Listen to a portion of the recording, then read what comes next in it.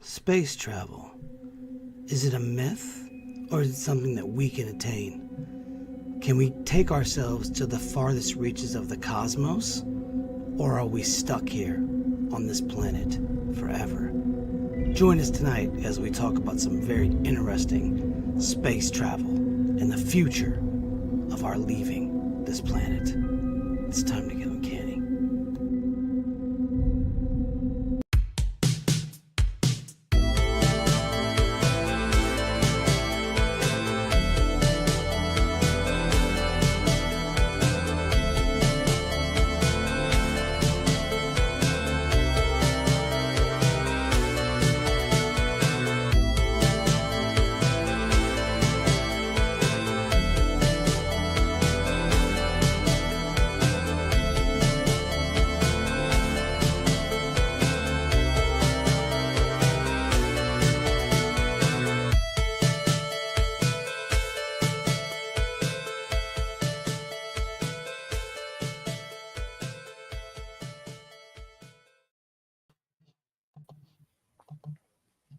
And we are back for another fun-filled episode of This Uncanny Earth, brought to you by us.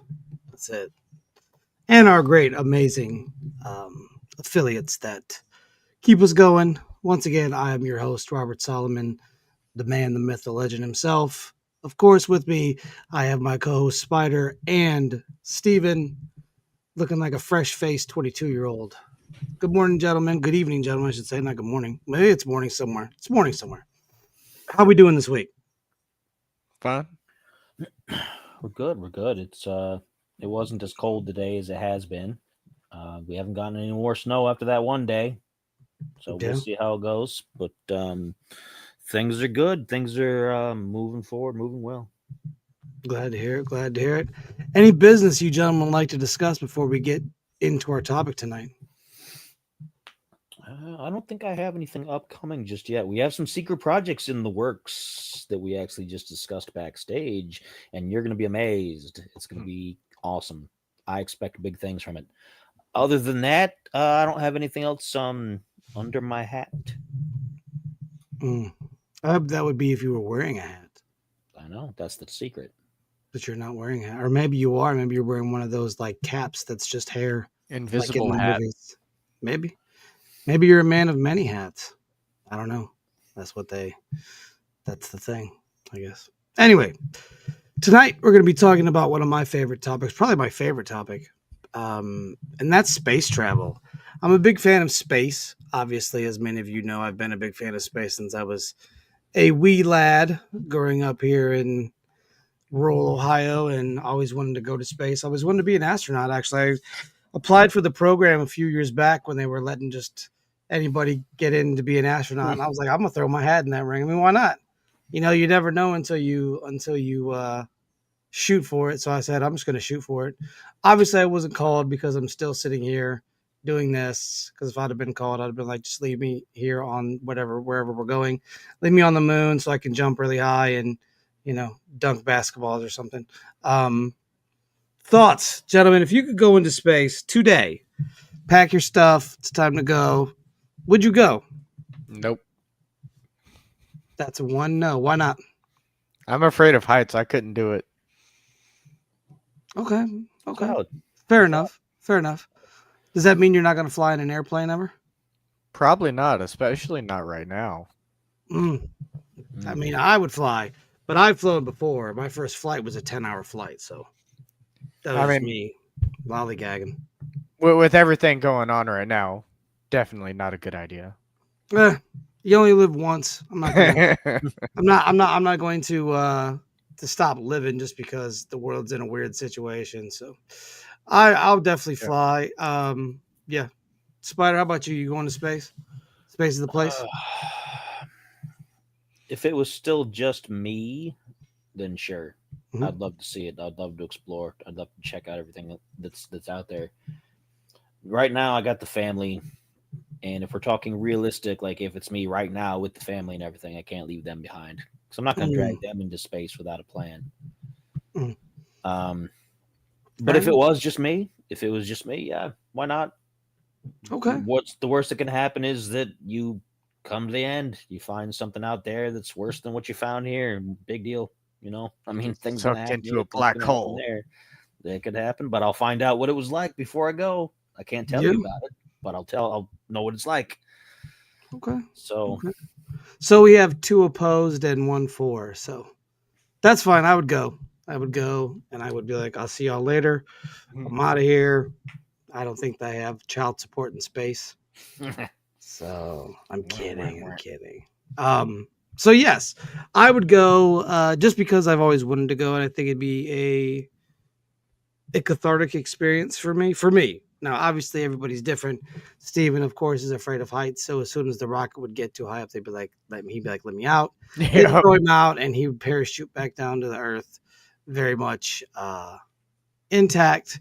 I get it though. I get it because it's pretty high. Being in a jet airplane, so many thousand feet above, in the air is pretty. It's different. But yeah, I don't think it would be the same though, because if you think about it, I mean, heights are.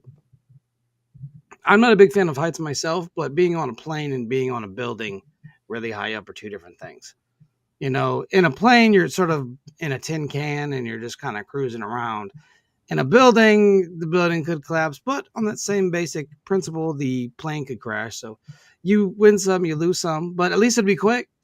If the rocket explodes, at least it'll be quick. You won't have to worry about it. It'll be like the Challenger back in the 80s that my first or second grade teacher, that was her cousin. Like she was related to her. So yeah. Judith Resnick, I think, was her name. So yeah. Okay. Okay. Well, let's get into what I like to call first the stellar engine aspect of this. Now, stellar engines are megastructures that use stars radiation to create usable energy. And there are a few different types of stellar engines. Now, the stellar engine is essential for us to even travel beyond what we already have now. Now, we can go to the moon now. We can go to, we can put satellites into space. We can send stuff out into the deep reaches of space. But we, as human beings, can't venture out that far yet. But we'd have to have a plan. We'd have to have a method. We'd have to have a way to extend our reach beyond. And as it stands right now, we can't really extend our reach because we don't have the technology to do so. The average human being's lifespan isn't long enough to be out there in space. We'd have to find a way to kind of Cryogenics? cocoon ourselves, yes, as it were, and to be able to get us out there. But first of all, what we need is we would need the energy to be able to travel in space. And the stellar engines are one of those ways, and there are 5 classes, A through E. Class A stellar engines utilize the energy flux of a star's radiation to produce a thrust force. Class B uses the energy flux or radiation emitted by a star to generate mechanical power. C are stellar engines that combine both A and B, and it uses the propulsion of Class A and the energy generation of Class B. Now, Class D stellar engines uses a star's mass to propel the star, and E stellar engines employ a weapon to move or destroy a star. Now, I can only imagine trying to destroy our sun with something that we just would build, and we'd be like, "Hey, the sun's in the way. We should remove it. Let's blow it up." Which would entail doing an artificial supernova um, explosion, which, if we were not ready to go, would wipe out our entire solar system as we know it and would have a crazy ripple effect. Now, gentlemen, let's get into our discussion here. Stellar engines. Do you think these things are possible? Now, supposedly, a few years back or a year back, they had some energy outbursts that were being sent across the galaxies. And some think that it was stellar engines, that these energy signals were being bounced from stellar engine to stellar engine, and then we were able to pick that link up. So I ask both of you, what do you think about stellar engines? Do you think this is a legit thing we could pull off, or do you think it's just a science fiction narrative? Well, a couple of those things are interesting because if you look at them from a theoretical standpoint, the technology is not particularly magical. It's not particularly unattainable. Um, in science fiction, a common way to generate thrust is by the collection of helium 3, which is basically what your Class B stellar engine is going to do. It's taking energy from planets or stars, which is taking their gases or their emissions and using that to power your movement. In other forms, you've got basically what's called a mass effect field, which is pushing yourself off from the mass of one thing to hit the mass of another. And that's what they use in of course, the Mass Effect video games. They use dark matter and dark space to accomplish it, but they're taking this big apparatus with a lot of mass, and you're pushing against it. Well, it's pushing on you, and you're using the force of that to propel you from one place to another place. Star Wars has similar restrictions on their light speed, their hyperspace, where you can't use it in certain proximities of a large mass like a planet, or else you potentially blow yourself up, which unfortunately they have ignored in many of the more modern movies. But nerd rage aside, a lot of these things are, again, theoretically attainable, and I think they're smart ways to do things because the science of a slingshot is very much like the science of pushing yourself off from the mass of something else. You're pulling back, it's building up the energy, and then boom. And that's a small scale, but we do the similar things with race vehicles when they're doing some of the fastest drag races that you could possibly do with those cars that look like basically a large pen-shaped tube. They launch them, and they launch off the carrier ships. We launch fighter jets the same way, like a big slingshot. You can apply that to asteroids or planets or anything with a large enough mass. So it's not something that's unheard of. Are we close enough to actually utilize that yet? I think we're probably closer to collecting gases and minerals than we are to the other thing. But we're still a ways off. We've gotten to hydrogen cars, we've gotten to certain things like that, but it's a bit of a jump to go from a vehicle that size going down the street to a large spacecraft pushing through the atmosphere of a planet into deep space. How close are we to actually getting there? It's up in the air. I don't think it's going to be soon, not in my lifetime, but the technology is possible, in my opinion. Okay. Steven, thoughts? I think the only difference between science and science fiction is time. I'm a big believer in the conspiracy theory that government technology is 20 years advanced to civilian technology. So I'm not saying I believe it could happen within the next 20 years. I'm kind of like Spider. The chances of it happening in our lifetime are most likely very low. But he did mention dark energy, and that actually makes me think about this other thing I call hyperbits. It's this conceptual thing that I've created because I believe that there is a lattice within our reality that interacts with our thought processes. Because if you've heard of the law of attraction, it sounds like some hippy dippy stuff. But it is actually supported by science. And I actually have a theory as to why the law of attraction exists. And I believe that it exists because there are these things that I have dubbed hyperbits that exist within the lattice of reality around us at any given time, kind of like oxygen. We can't see it, but it's there. And I think that when our minds have certain thoughts, it interacts with these hyperbits. And they even, during Project Stargate, they even did testing with RNG devices, and they found a correlation between people's thoughts and the numbers, like a very consistent correlation. So I think with all that in mind, if at some point in the future we learn more about these hyperbits and dark energy, I believe we could use the hyperbits as a form of dark energy in order to propel ourselves forward, like pushing off from it, because my belief is that these hyperbits are a form of dark energy that exist all around us. So if we could figure out how to interact with them, perhaps we could push off of the hyperbits or dark energy and propel ourselves forward that way.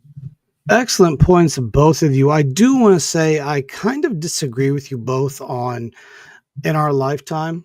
I do think we are one scientific breakthrough away from achieving travel in space, and I don't think it's beyond our means at this point. I think we're closer to putting ourselves out there,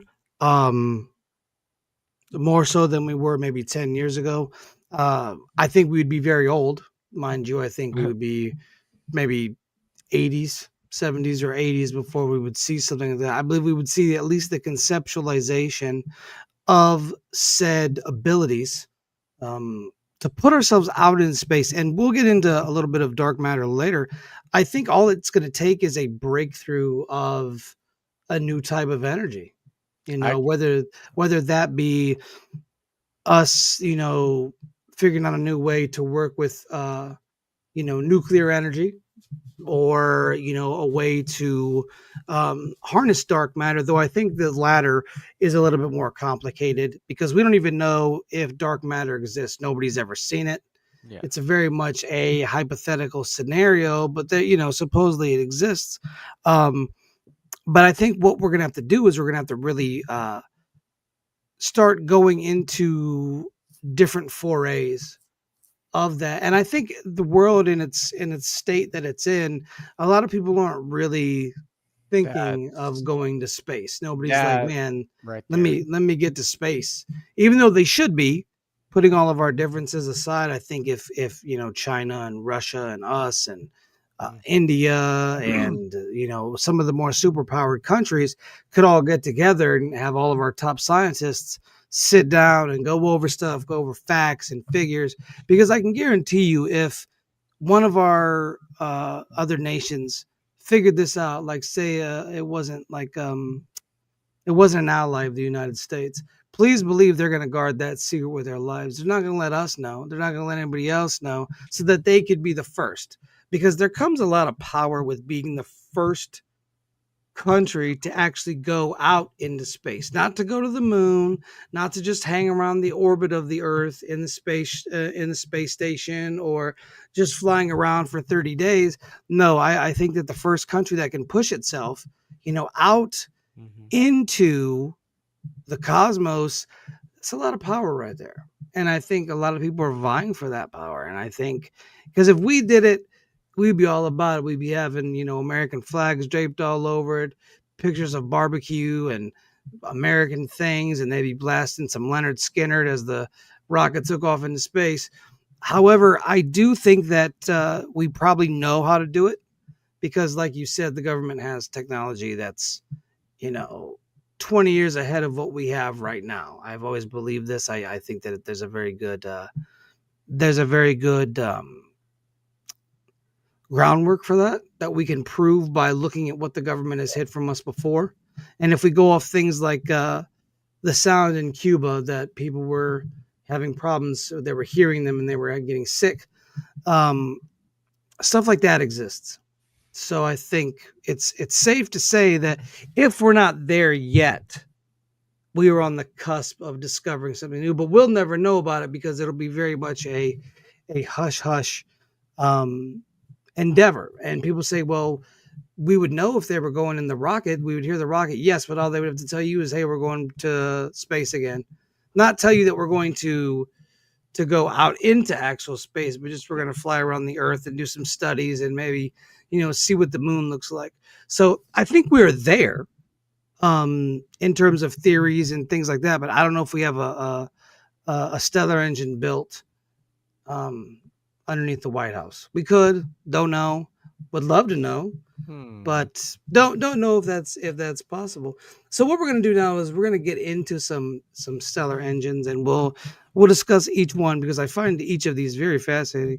So the first one I want to discuss is the Shakadov thruster, and that is a Class A stellar engine that accelerates a star by selectively reflecting or absorbing light on one side of the star's surface.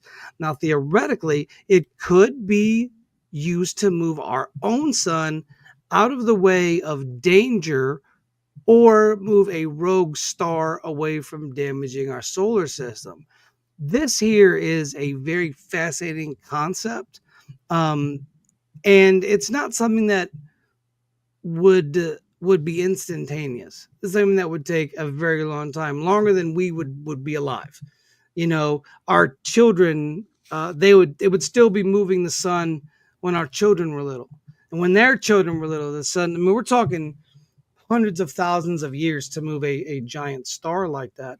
Um, to move a rogue star out of the way maybe even takes longer. Who knows? This is all mathematically hypothetical that we know of at face value at present because we only have so much information. Nobody's over here telling us top secret government stories. But if you want to, hit that email, thisuncanny@gmail.com, and let us know if you know some government secrets about space travel. And We we would can love make a to. proton as well. We would love to do that. What'd you say? We should also make a proton as well if we're serious about accepting whistleblowers because it's much more secure and you can encrypt the emails. I think that if the government wants it to get out, they'll let it get out. They'll say, we don't want that to get out. We didn't want that to get out. But I think that there's a certain level of They were not happy with Snowden. enjoyment that the government gets out of releasing certain information, because the best thing they could do is just call the person a crackpot. Because if you don't have any verifiable evidence, then you're a crackpot. I'm not saying that you're a crackpot per se. What I am saying is it's easier to make somebody look crazy in this day and age than it is to suicide them. All right. I completely agree. And that's why I still believe the Majestic 12 files were real. And if they weren't real, there was something very similar, and they just put the Majestic 12 out there to sort of blind people to what it really was. Because I definitely think that we've had contact with extraterrestrial beings, whether they were helpful or they were harmful, whether they were grays, which I don't necessarily believe that the aliens are grays. I think that's just something people made up or the government made up so that they could throw people for a loop. Information. But I think that aliens just look like us. I think they're bipedal humanoids on a level that maybe they were here, maybe they were, on Mars and they had to terraform the place. So there's a lot of things like that. No, go ahead. Last thing, not to derail too much, but I find this very interesting. I've actually heard a theory that aliens might actually be humans from the future, and I like that one. I've heard this. I really like that one. I've heard this, and it says that they're in a barren hellscape, and the reason they look like gray aliens is because of the way the planet works now, and they have to live underground, and they can't see, and they can time travel. It's wild, but it's fun. Wild. It's entertaining. And I will give you that it's entertaining, as much as I don't think that's possible. It is entertaining. It's an entertaining concept. Spider, what do you think about the Shakadov thruster? What would you do if you just went on the news and they were like, "Hey, we're going to be moving the sun today. Got to get it out of the way of everything else." I think there's risks inherent with that, but what are your thoughts? As interesting as that is, it is also, as you mentioned, it's inherently incredibly risky because our planet is in what is known in astronomy circles as the Goldilocks zone.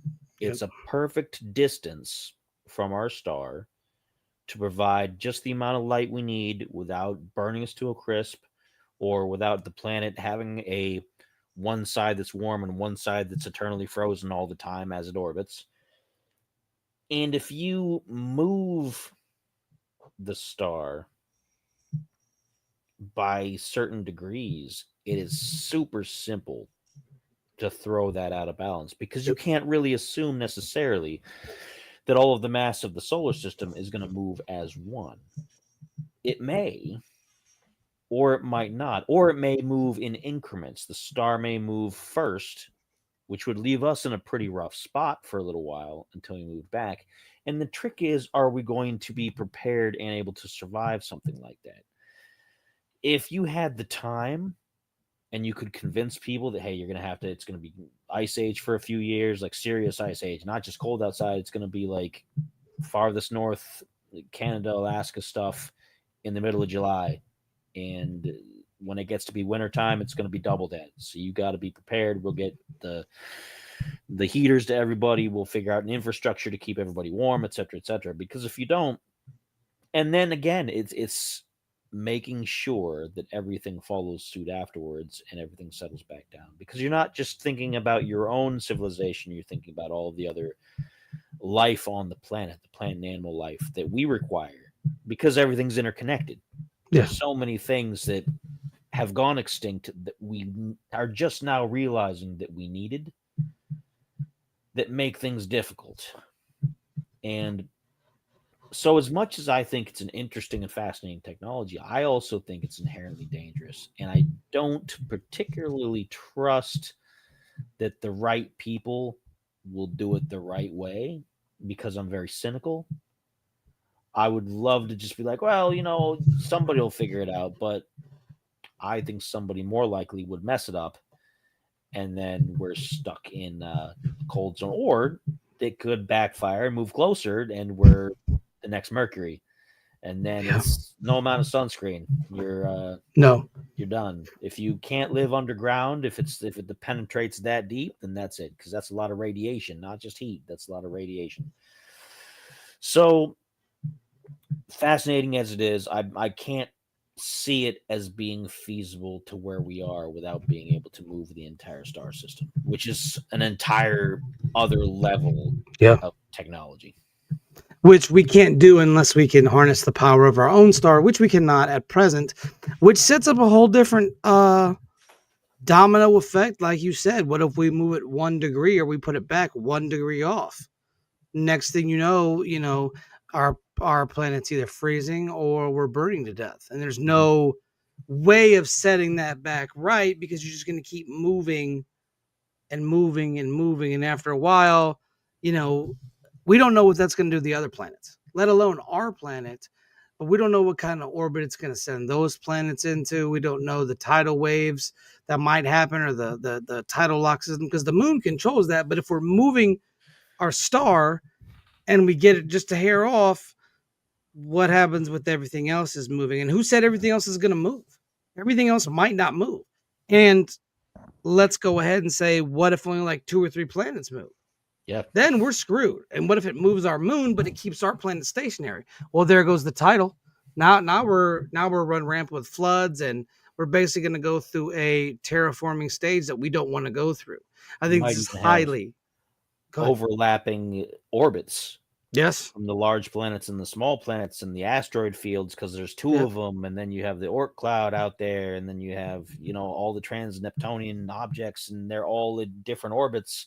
And if these orbits are different, they might start crossing, and then we're looking at a collision course with something like Jupiter or Saturn, or who knows.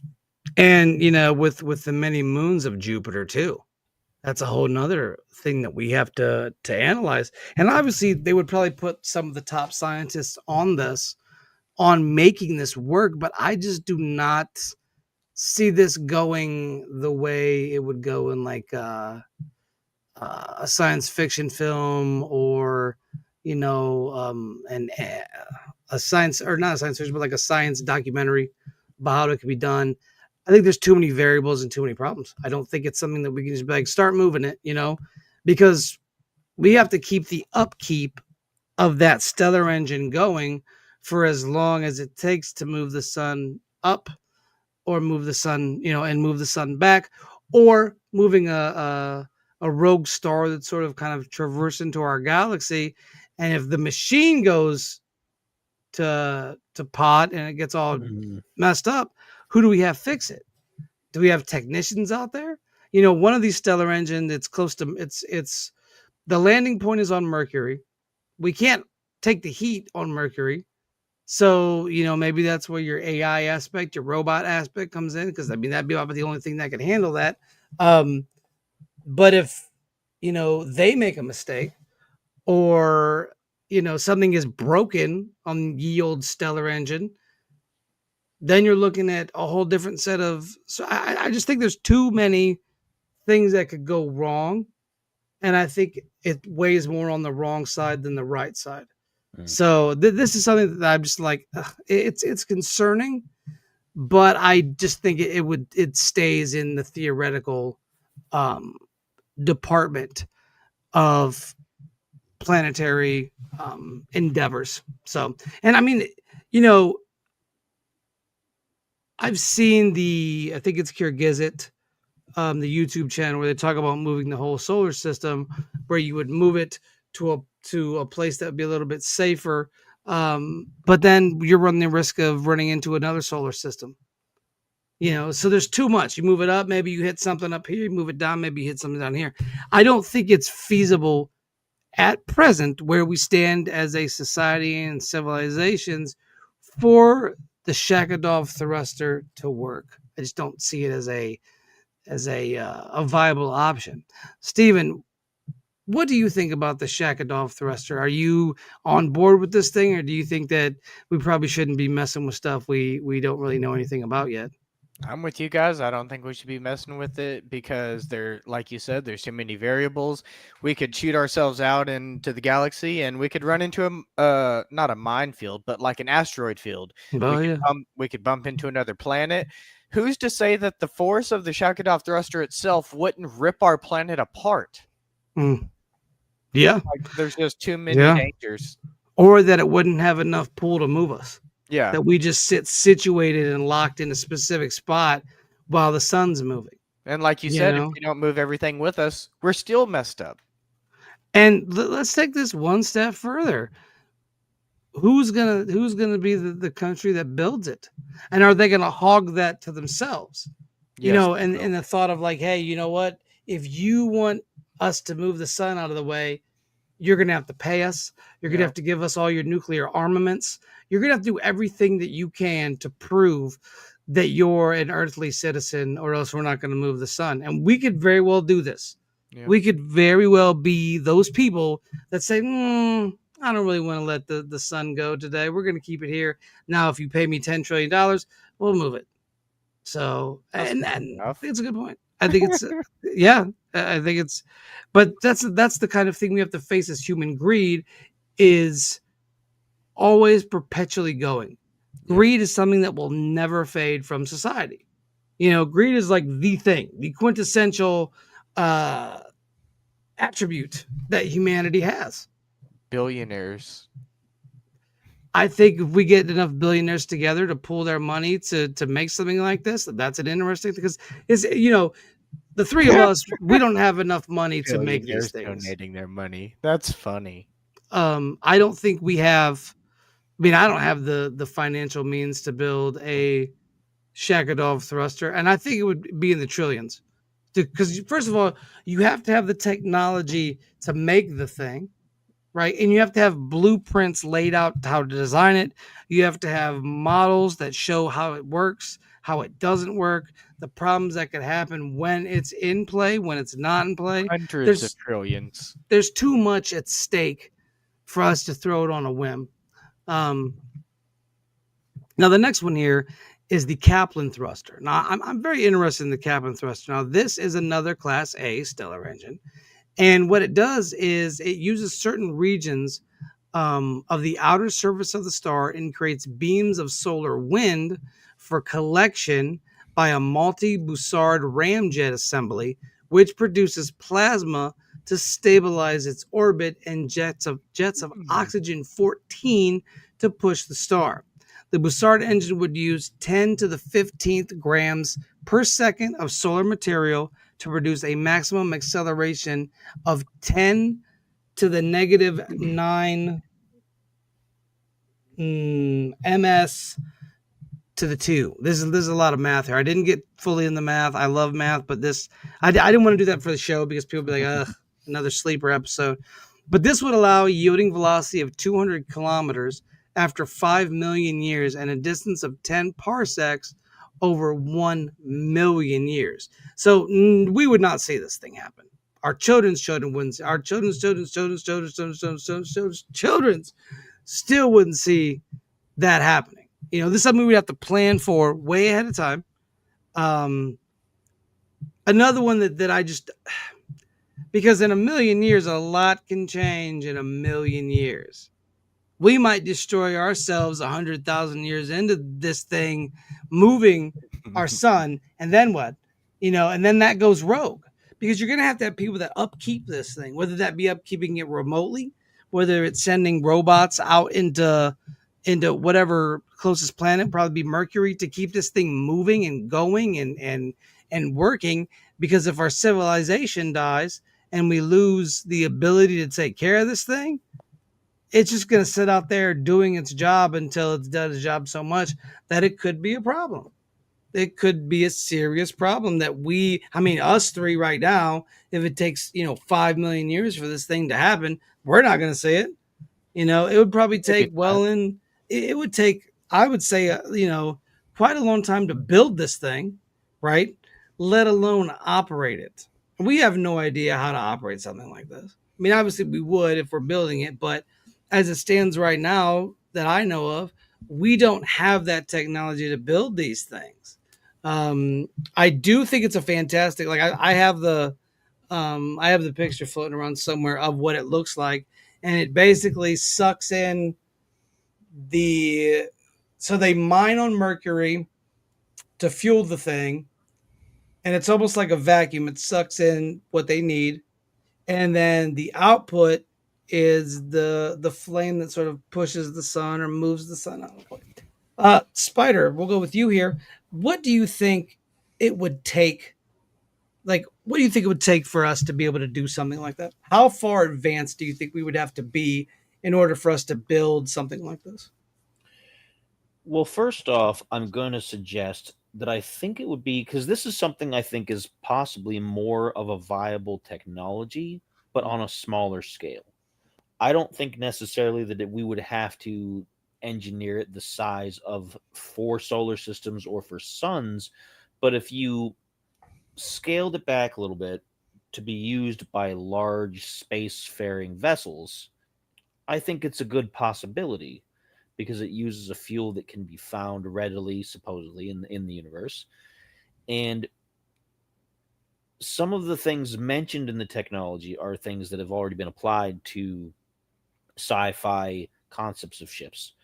Star Trek uses the the Brassard, however you said it. They use that for something in their makeup that makes the ship go for some reason. I'm not as up on my Trek technology as I used to be, but I think that on a smaller scale,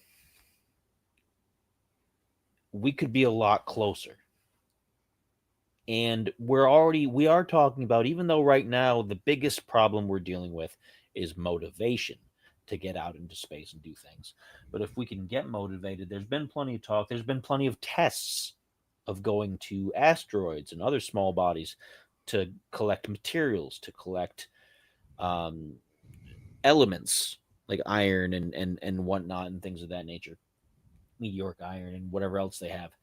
We have the technology now to do that in a limited space. We can do that around our planet on rogue planetoids and asteroids that come through. The trick is being able to fund long-term missions far enough out and to still be able to communicate with them in a quicker fashion than what we have now, so that we can bypass the time dilation effect. Because we've got a wealth of things out there. We have our own sun, which, if we were careful in how we harvested certain parts of it, we could collect things from it if you were able to figure out how to approach it safely enough from a certain corridor. We have 2 asteroid belts, like I said. You've got the Oort cloud. You've got, which is full of comets and space dust and ice and all kinds of things. You have a lot of resources out there. And a lot of it is things that I don't think would cause a huge detriment to the universe if we went out and took some of it. It's not a planet that some other species might be living on. It's not something that if you mess with, it's going to throw off the equilibrium of our solar system. It's asteroids and comets and different things that aren't directly affecting us on a regular basis. And again, the trick is, where are we in relation to being able to get that? I think we're closer to that than we are with some of the other technologies that we're talking about. I think we're, because again, we are developing space mining techniques right now. What we're lacking is the motivation. Not enough people want to go do it. NASA and some of the other space organizations have had funding cut. There's been a lot of projects that have had to be shelved over the last couple of years. We had a big rush in private spacecraft building, and then you don't hear as much about it now. Now you hear, oh yeah, SpaceX did another rocket launch. Oh yeah, they did another rocket launch. But you don't hear much from it. You don't hear about practical things. You just hear a lot of tests, I understand how long it takes to develop these things. But at one point you had 8 or 9 major aerospace companies all competing to get contracts for this kind of stuff. And now there's maybe 2 of them that are doing anything practical. Branson's company is just taking celebrities on sightseeing tours. Boeing, every once in a while you hear, oh yeah, we're working on something, and then you don't hear about it. And you have no concrete anything that they're doing. The only people really that we know of that are doing anything in as far as our country is SpaceX. And they've got too many fingers and too many things. Musk is busy with Tesla and busy with government stuff and busy with scandal and busy with this. And I don't know. I would like to think that we're closer to developing this particular kind of space engine on a smaller scale than we are. And I think we're just lacking in the motivation to do it. I think we're within reach of this if we just took a little bit closer steps to it and did a little bit more. You're muted. Thank you. I have to agree with you because, I've tried to have conversations with people about, the Shackett-Off thruster or the Caplan thruster, or just, traveling to space in general. And nobody seems to want to talk about it. Nobody's amped up about it. They're too busy worried about what politicians said or what country needs to be freed, or what country's fighting another country. Or Nobody what celebrity seems is to the be, prettiest? You forgot or that what one. celebrity is the prettiest. You are the prettiest, obviously. You're the prettiest celebrity, Steven. But nobody cares.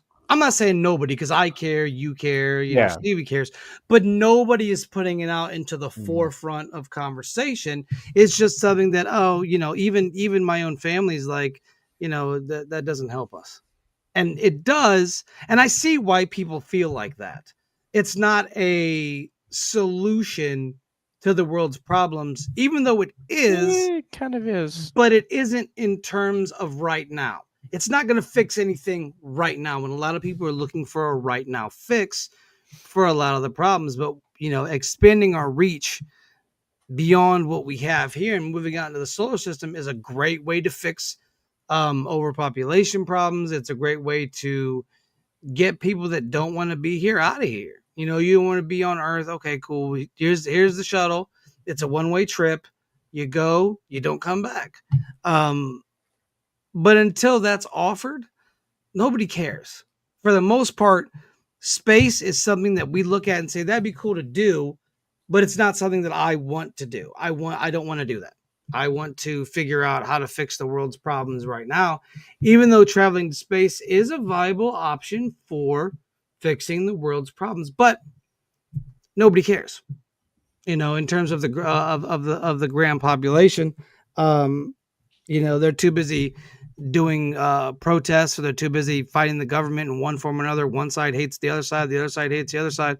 And if they would put all these differences aside, and all these things, all the governments of the world will put all their stuff aside and come together and really try to figure this thing out, like Spider said, I feel like we're on the cusp of it, but not enough people care. Not enough people are interested in it. I kind of equate that to us being finite mortal beings. You know, we all three of us here could die tomorrow, right? Um, and it wouldn't matter if we traveled to space at that point. It wouldn't matter. And it's something that has to be done for the greater good. But if nobody's interested in it, then you can't have a jump off point for it to be like, hey, you know what? I'm interested. Let's jump off, right? Steven, why do you think people aren't as excited about space as they used to be? Like in the 50s and 60s when people were like, man, we need to go to space. Space is the place.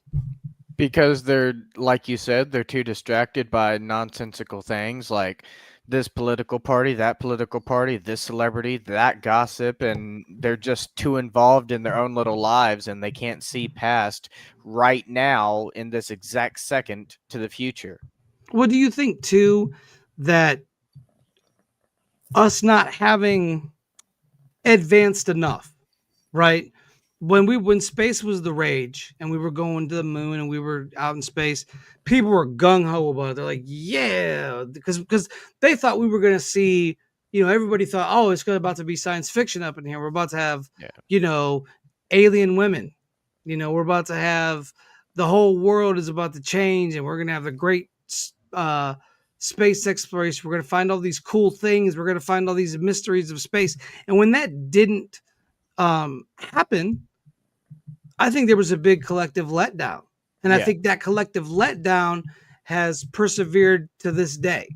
You know, like I said, nobody's excited about talking about space. I try to talk to people at work. I try to talk to people, you know, in passing, and nobody's really excited about it. You know, just tell me it's empty space. What's the big deal? I think it's that, but I think it's also the way we've been taught. You know, we've never been taught that we need to go to space, that we need to go venture out. We've always been taught, there's nothing else out there. It's just us, which is 100% a lie. There's no way that's even possible at this point. But because we haven't put the same effort into it as, say, climate change, or we haven't put the same effort into it as we say brokering peace deals between nations, right? We're just like, you want to go to space? It's cool, but it doesn't help me right now. We're already, and that's the issue. Years past the cycle, so well, and we have to really understand too that we didn't talk about space a lot in school. When I was in high school, space wasn't really that big. I mean, the moon landing, of course, obviously is discussed.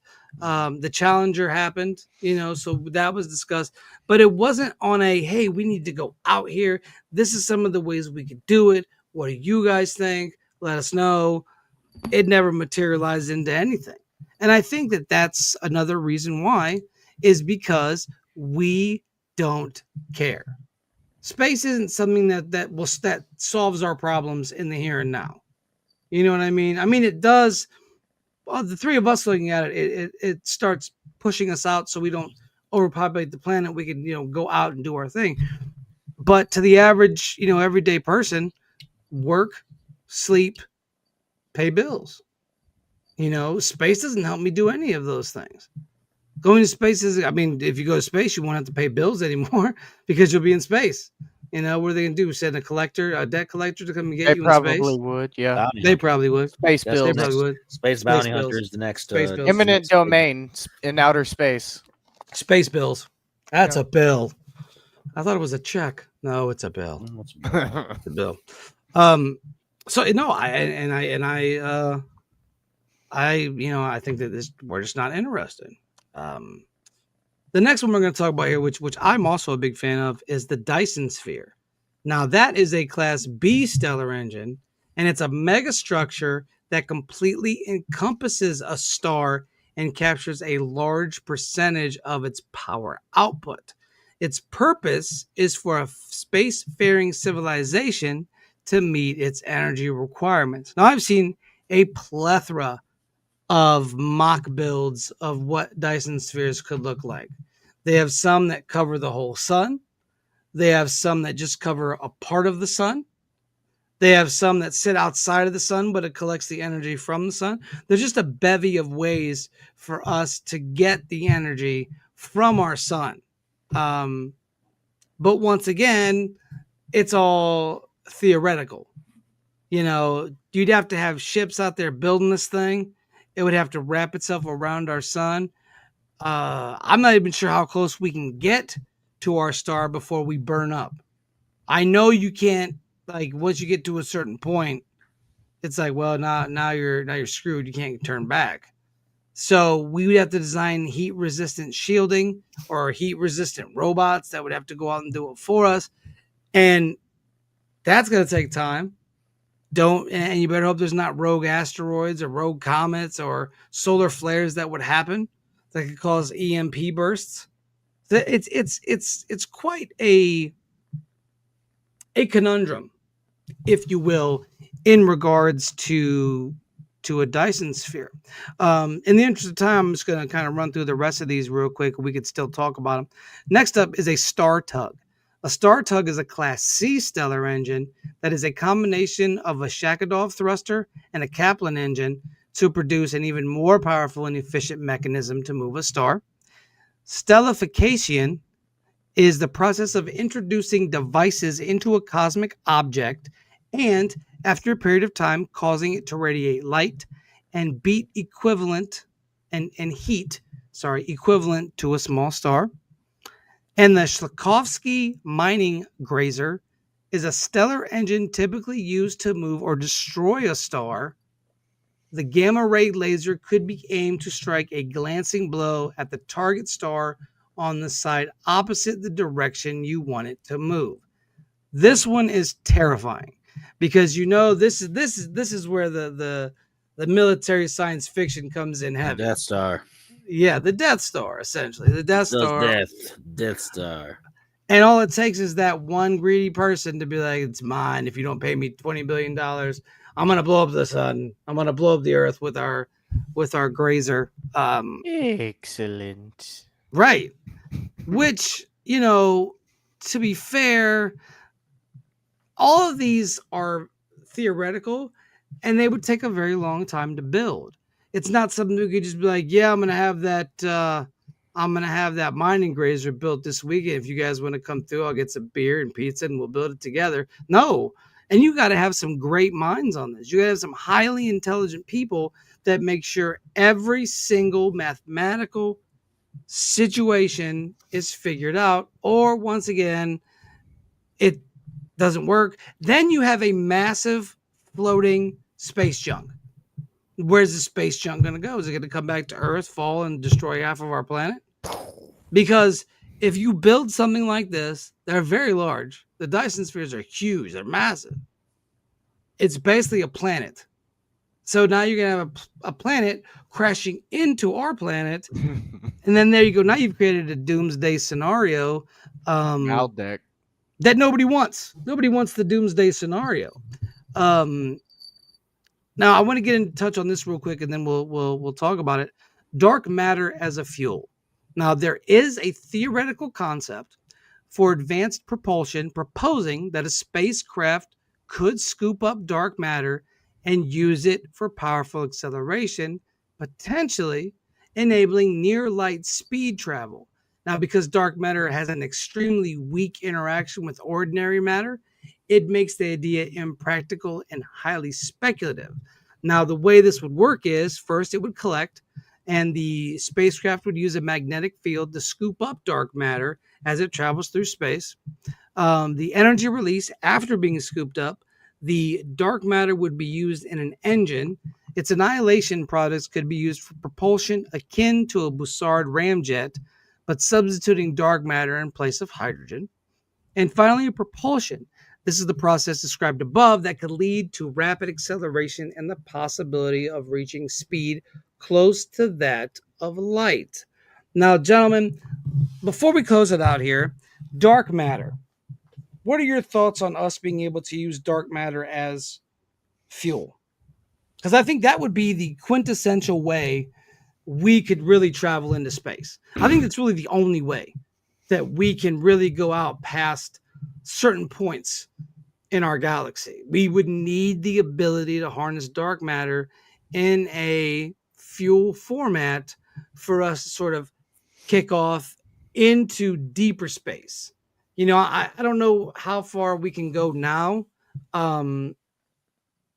We can go to the moon, obviously, and that's about it. Because I think, what's the next closest planet to us? Is it Mars?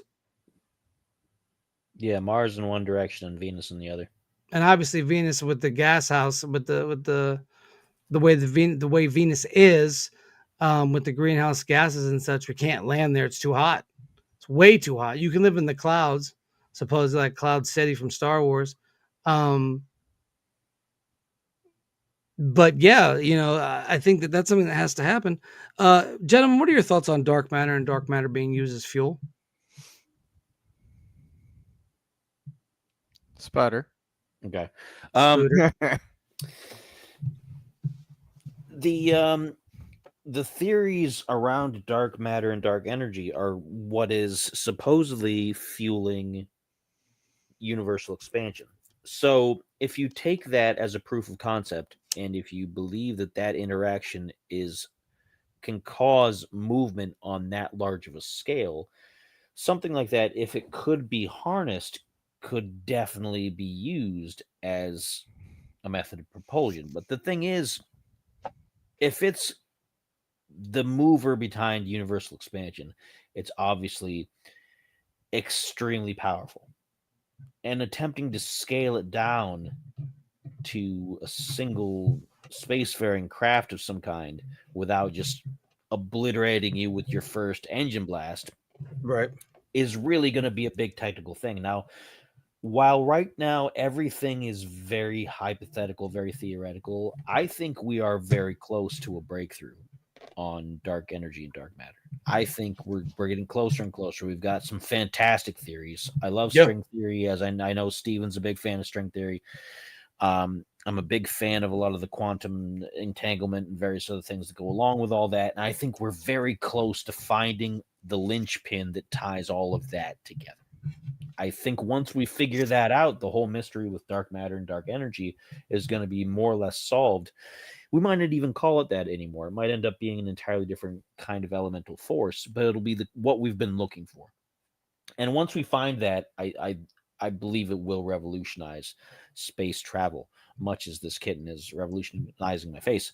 A quick comment, too, in closing, as far as some of the other technologies, is that Dyson spheres don't even necessarily have to be constructed around a natural star. No. A lot of science fiction implies that it'd be an artificial star.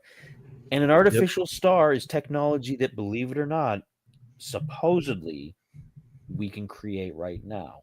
Yes. There have been many news stories in the past. I remember reading them.